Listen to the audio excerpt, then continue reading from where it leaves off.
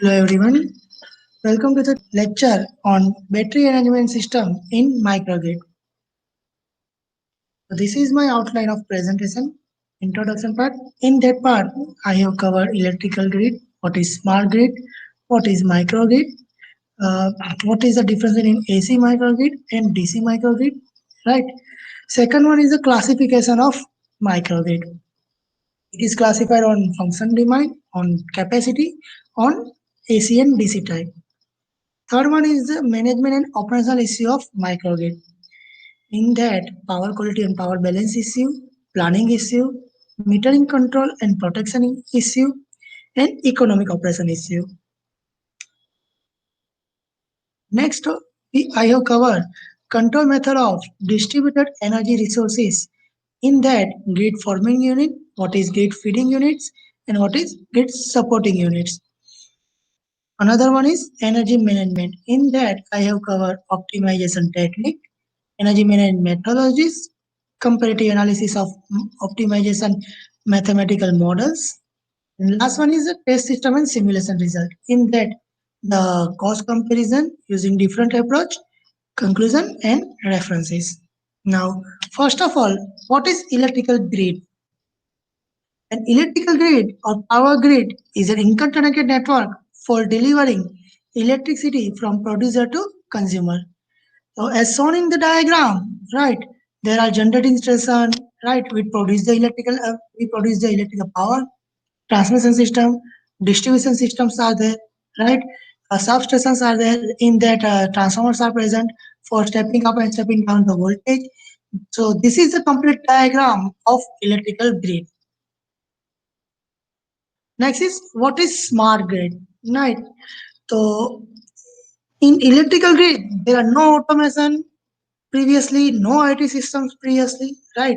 But in latest research, based on latest research, smart grid is an electrical grid with automation, communication, and IT systems that can monitor power flow from point of generation to point of consumption and control the power or control the load to make the generation in real time or near real time. Means in smart grid, real time analysis are done, right? So customers can know what is the generation, what is the total demand of her or his load, right? So this is the difference between electrical grid and smart grid. Okay. Now next one is microgrid, right? This is also one similar word to smart grid. But microgrid is a group of interconnected loads and distributed energy sources within clearly defined electrical boundaries, right? So it is there are various types of microgrid, right? We will see later on. Okay. So this is the basic diagram of microgrid, right? In that the solar energy, electric vehicles are there, wind energies are there, right? It is for microgrid is always for particular small area, right? Now in microgrid, there are two types of microgrids are present. One is AC microgrid, another one is DC microgrid. So in AC microgrid, the distribution network is connected to the AC bus via circuit breaker, and the AC bus controls the microgrid operation system through the circuit breaker at the PCC. Now what is PCC? Point of common coupling, right? So this is the basic diagram of AC microgrid. In that, the AC bus are there. If we connect the solar, so solar is generated DC, right? So we have used the DC to AC converters are there, right?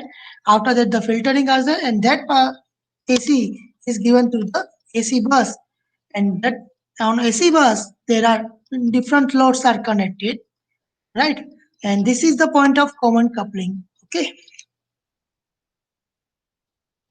Next is DC microgrid. What is DC microgrid? In DC microgrid, distributed generation, electric energy storage, and DC loads are connected to a DC bus via converter, and the DC bus is connected to the AC loads via an inverter. So supply both DC and AC loads as shown in figure. Means this is the DC bus. Suppose we have connected solar panel. So solar output is DC. So there is a step down, right? Or DC to DC converters are there. Okay, we give the DC inputs to the DC bus, and this DC input gives you, if it is given to the DC load, right? So it is directly given to the DC load, and if it is given to the AC load, then DC to AC converters are there. Okay, so this is a very simple DC microgrid. Okay, now next one is classification of microgrids. So microgrids are classified on three types. One is on function demand according to the AC and DC type and capacity types. Now function demand is also further divided in three types. One is simple microgrid, another one is multi-DG microgrid, and next one is utility microgrid. In simple microgrid, only one DG is present, right? So it is very easy to control that DG operation, right? Whereas in multi-DG microgrid, there are number of DGs are present. So coordination of them, right, and controlling of DG is very difficult. Okay. Based on capacity, it is further divided into four parts. One is corporate microgrid, another one is feeder area microgrid, another one is substation area microgrid, and independent microgrid. So corporate microgrid, right? So in corporate microgrid, a corporate microgrid has a capacity of 2 to 5 megawatt, and it combines CCHP of varying size. Now what is CCHP? Combined cooling, heating and power. And corporate microgrid is only feasible for small household loads. Generally, non-commercial and non-industrial loads are not taken. Okay, in corporate microgrid. Next one is feeder area microgrid. A feeder area microgrid has a capacity of 5 to 20 microgrid megawatt. Right? It is used for some. It consists of small commercial area, large commercial area, and industrial loads are there. Right? Another one is a substation microgrid. A substation microgrid has a capacity of about 20 megawatt, right? It includes household, commercial, and industrial loads. The substation microgrid are connected to the common grids and therefore collectively called grid connected microgrid. Generally, these have huge capacity. Another one is a independent microgrid. It is also called the islanded microgrid, right? Independent microgrid is mainly intended for remote off-grid areas such as an islanded and a mountain area or a village, and a distribution system of a main grid uses a diesel generator or small units to meet the power demand of particular that area. Now there are lots of management and operational issue of microgrids are there. One is power quality, another one is power balance, right? So when you perform the analysis in microgrid, you have to maintain the active and reactive power balance, right? This is the major challenge. Okay. Another one is planning. Now generation, supply, and storage of energy must be suitably planned with respect to the load demand, right? So next is metering and protection. So SCADA-based metering, control, and protection functions should be incorporated in microgrid controls. Next one is economics. So economics operations should be ensured through generation scheduling, economic dispatch, and optimal power flow operations. Right now, what are the control methods of DG or DER? Right, DER means distributed energy resources. Okay, so DER in a microgrid can be distinguished by their interface characteristic, right? How they behave, right? What is the output and input? How they are modeled, right? So it is depends on interface characteristic. They can be categorized into conventional rotary DG units and electrically coupled DER unit. There are two types of DER units are there. Conventional DG units interface to the microgrid through generators, and the electromechanical coupled DER units utilize power electric converter to match their characteristic. It is not directly connected, right?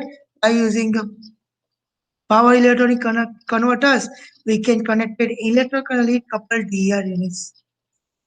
Control scheme of DER units within the microgrids are designed on the basis of the required function and the possible operating conditions. Now, there are normally three modes of operation. One is a grid forming units, another is grid feeding units, and next one is a grid supporting units. Now, what is grid forming unit? Right. So, regulate the system voltage and frequency by balancing the generation power and load demands when the microgrid operate in island mode. It is to balancing the power balance, right? Now, normal power balance is PD equal to PD plus PL equal to PG. PD is your active power demand, PL is your total losses, active power losses, and PG is active power generation. So, summation of PG equal to summation of PD plus PL. This is the grid forming units, okay, in DER operation. Next is grid feeding units. Adjust the output and reactive power output of active and reactive power based on the power dispatch strategy or the frequency and voltage variation of the load or the feeder, right? We can change the generation and loads, right? So at that time the grid behave as a grid feeding unit, here it behave as a grid feeding units, right? And grid supporting units. These units are controlled to extract maximum active power from their primary energy source and the required reactive power to support grid voltage sags and local demands of reactive current. Right? So at the time DR works in a grid supporting mode. Now main is what is energy management. Right? So energy management is the means of controlling and reducing a building energy consumption. It includes planning and operation of energy production and the energy consumption units. So this is a simple energy management basic feedback diagram, right? We can plan the energy management system. First step is after that check the demand response and act efficient operation according to we act the schedule the generation and give the power to the loads, right? And after that, monitoring. The continuous feedback is there in energy management systems, right? So there are different energy management systems. Energy management types are there. City energy management. If you do the analysis for completely one city, right? So it is city energy management, building energy management, particular for building, factory energy management for factory energy management issue, and one is microgrid. Here I have focused on microgrid energy management. So microgrid energy management modes along with several features that are modules of HMI. Now what is HMI? Human machine interface and load forecasting, optimizations, right? There are lots of another parameters is used for microgrid energy management. So as shown in this diagram, the utility grids are given the total scenario of load demands, right? Or in that we can also forecast the load, right? We do the data analysis and predict the future demands, okay? And perform the optimization. By performing the optimization, we can scheduling the generation, how much power is flow from the transmission system, how much gen- generator gives the power, right? Because there are number of PRs are there in electric vehicles, fuel cells, batteries, all are present in your microgrid system, right? So planning of microgrid is very important in this scenario. So basically the optimization technique for energy management in microgrids are linear and nonlinear programming. This is a classical methods. Artificial intelligence, predictive control, meta-heuristic, multi-agent, dynamic programming, and strategic and robust programming are used to perform the microgrid energy management. Now each method has its own advantages, right? So energy management methodology in microgrids are, there are normally five types of energy management are there: mixed integer programming, dynamic programming, artificial intelligence, non-linear programming, and statistic programming. Mixed integer programming, it is further divided into three parts. One is mixed integer linear programming, another is mixed integer non-linear programming, and last one is mixed integer quadratic programming. Right? And artificial intelligence, there are lots of techniques are there. Uh, Genetic algorithm, particle sum optimization, fuzzy logic, neural networks, right? Hybridization of these techniques, right? All the techniques are used to perform the energy management in microgrids. This is the comparative analysis of optimization mathematical models. Each techniques which we use, it has its own advantage and disadvantage. Depending on your defining your problem, and after you choose which technique is suitable for your problem, right? There are These are the softwares which are used for microgrid analysis, right? Humor Pro, Humor Grid, right? It is a very famous software in that you can design or you can completely design your microgrid, right? Based on your load demand, right? You can design a good microgrid or perform different microgrid analysis in Humor Pro. Another is Simplex. Games is for optimization, right? PSCAD and MATLAB. MATLAB is a very famous software, right? As you all are know that. Here I have performed one analysis in my MATLAB software. Now, this is very important, right? Why energy storage with solar? So normally the grids are there, right? And the solar generation is solar generator is connected into the grid.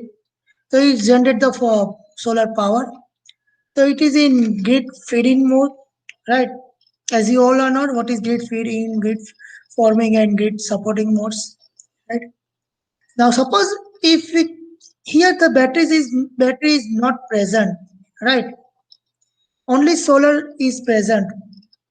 Now, suppose if we connect the battery, right, or energy storage device into the system with the uh, solar generator, right?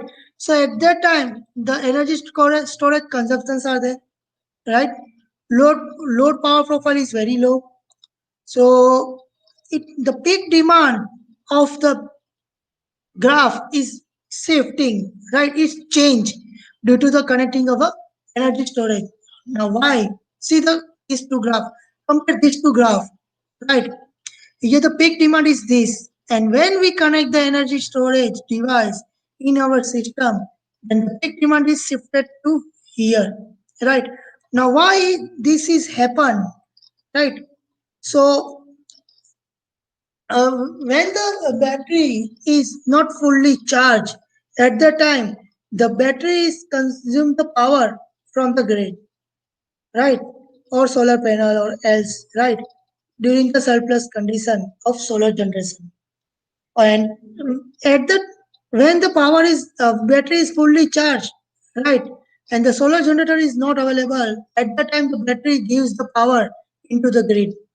Okay, it is supplying the power. Okay, so it is in grid feeding mode. Battery is operating a grid feeding mode. Okay, and that's why the total demand, peak demand from the grid is reduced because the battery is supplying the power, right? Initially what happened, if the battery is not connected, at the time the total demand is consumed from the grid. Okay, and here when the battery is connected, at the time battery is support to supply the power, right, and satisfy the total demand. Okay, this is a very good for energy management, right? That's why the energy management is required. So cost is different, right? The If we do the energy management, right, using the optimization technique, then there are mainly four objective functions are there, and one of is the cost reduction, right? So by performing the battery energy management using any optimization technique, you will get the reduced cost of your system. So these are the normally objective functions are taken in any research papers. One is the maximum the output power of the generators. Another is the minimization of the operating cost. Next is the maximization the lifetime of energy storage system. Right, the lifetime of energy storage system is maximized. Right, we can use for long time. Okay, and the next one is a minimization of environmental cost, right? So these are the normally objective function is taken in the literatures. I have taken the minimum objective function is minimization of operating cost. This is my objective in this work. Okay.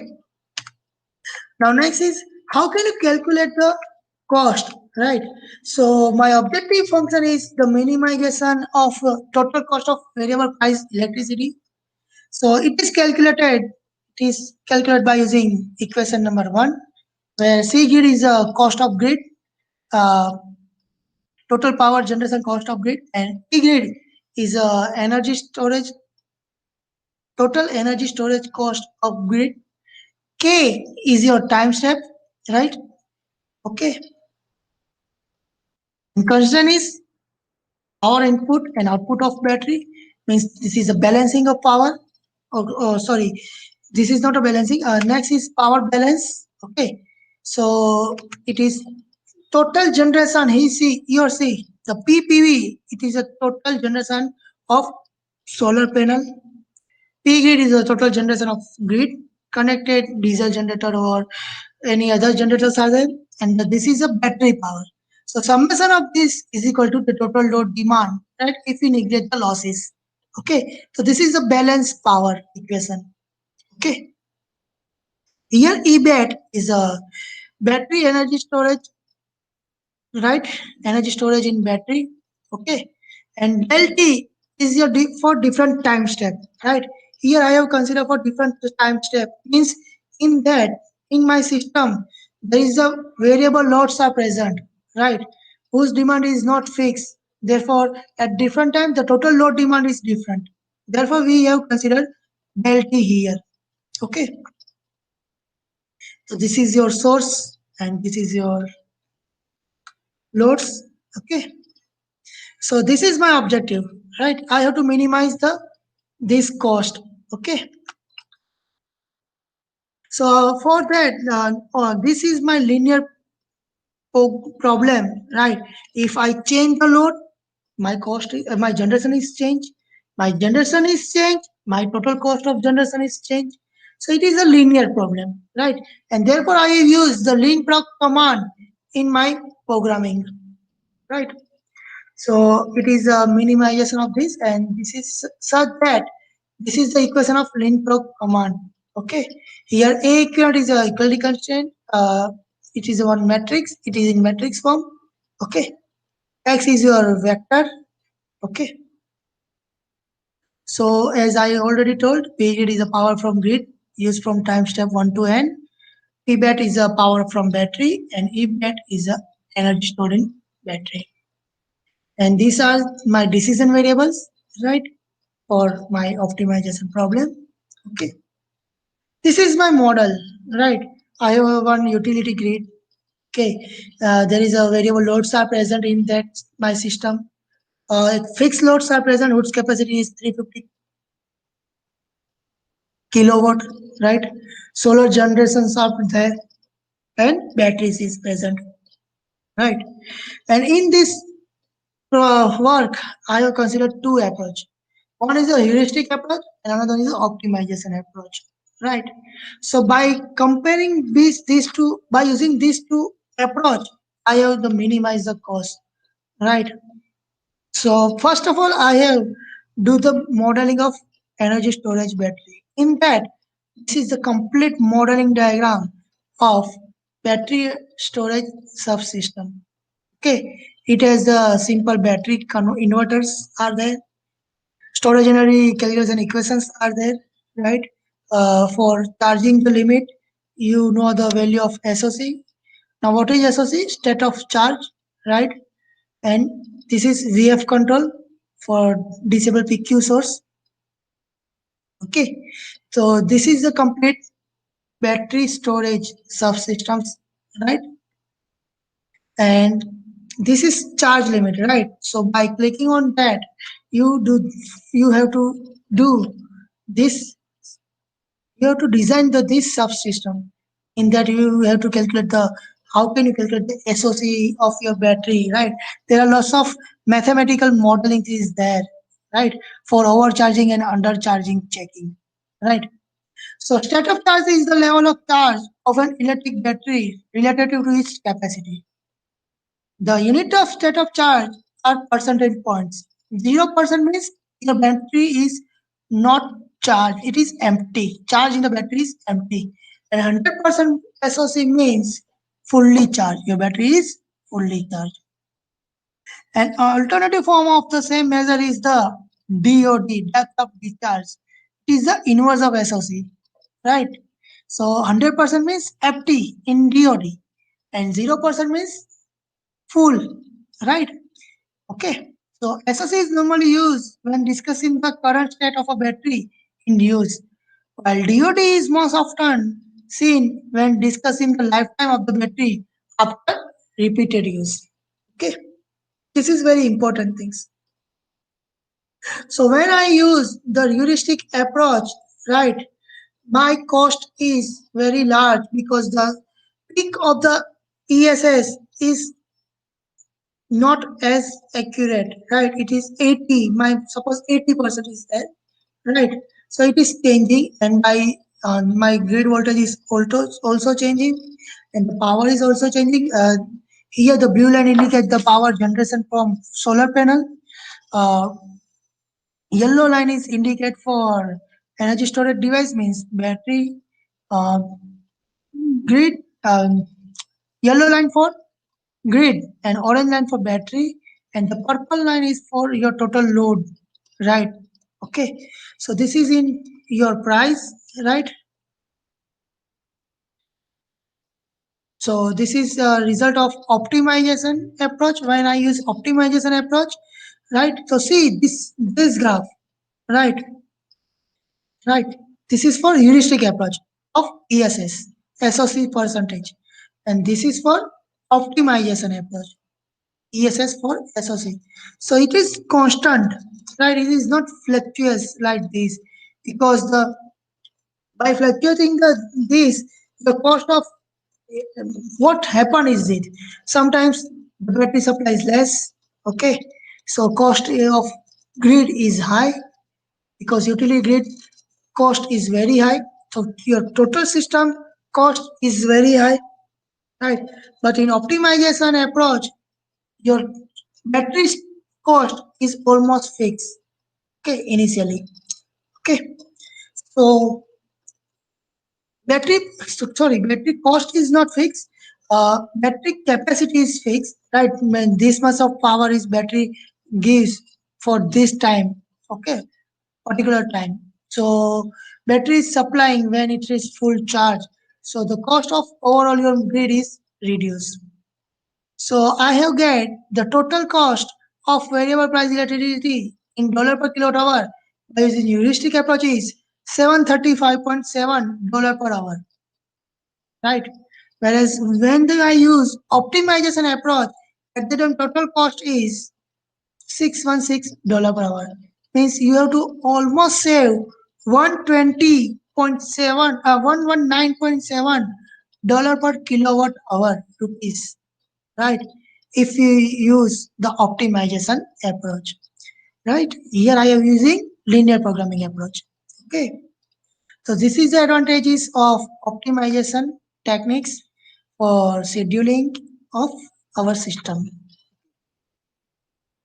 So finally, the conclusion is that energy management system helps to optimize the usage of distributed energy resources, means DERs in microgrids, particularly when variable pricing and generation are involved.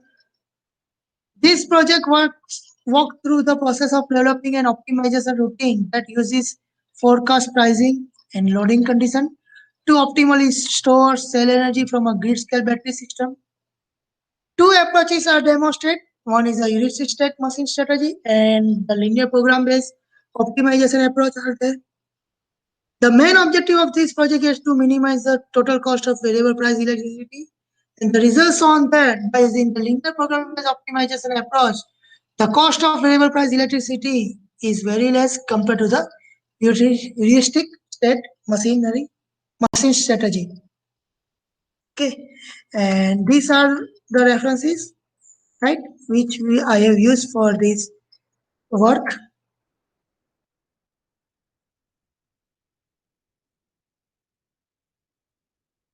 So thank you all of you.